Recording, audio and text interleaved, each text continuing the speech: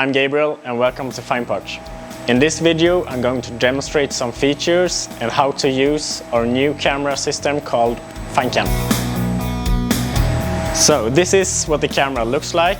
The camera could be mounted in all different machine configurations that we offer.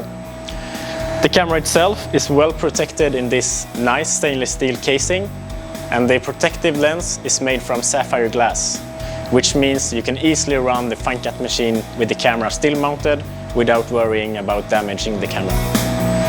The camera is now mounted on the Z-axis, so let's move on to the HMI screen and talk about the features. To get access, you simply just click on the arrow. On the top, we have the camera rotation alignment, where you can roughly and fine adjust the camera rotation image. Then we have a drop menu where you can toggle between maximum image size and optimized image size. The maximum image size has a bigger field of view and the optimized image size has a smaller field of view. We also have the option to activate two circles to use as guides when needed. And at last we have the options to change color of the crosshair and the circles by clicking on the color that you want. On the right side, we have features for measurements, one for circles, one for distances in X and Y, and one for angles.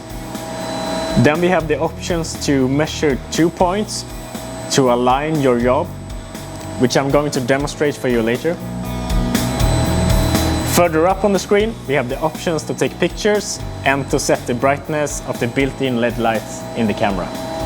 And in the very right corner, we can set the 0 point of our job. I'm now going to demonstrate how well and accurate we can set our 0 points and align our job with the help from Finecam. I have this piece of material.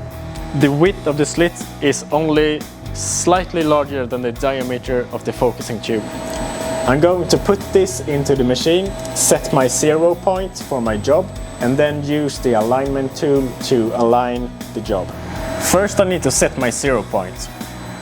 I'm going to use one of the circles to help me find the centrum of this hole.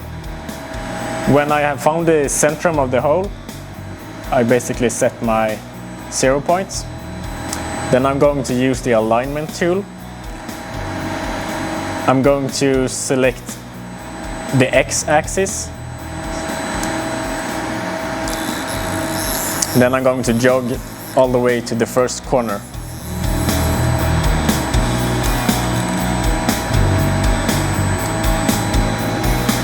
And here I'm going to set my first alignment mark, and then I'm going to jog all the way to the next side, to the next corner.